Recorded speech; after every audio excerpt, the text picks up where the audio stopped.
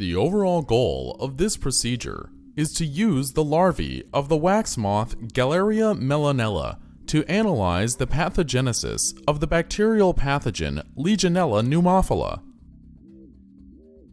To begin, this is accomplished by infecting larvae with L. pneumophila strains by injection. During the next 72 hours, induction of larval mortality is indicated by a loss of mobility and the appearance of black pigmentation.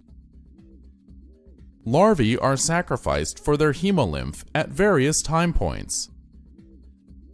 The hemolymph is then plated to enumerate the bacteria and visualize the insect cells.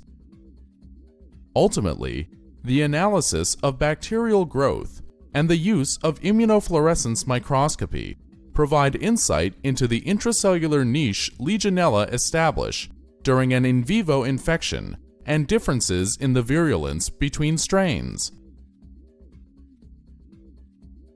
The main advantage of this technique over the Legionella mouse and cell culture models is that it is ethically more acceptable and it allows rapid and cost-effective analysis of a large number of Legionella strains in a multicellular organism. Demonstrating the procedure will be Clare, a PhD student from my lab.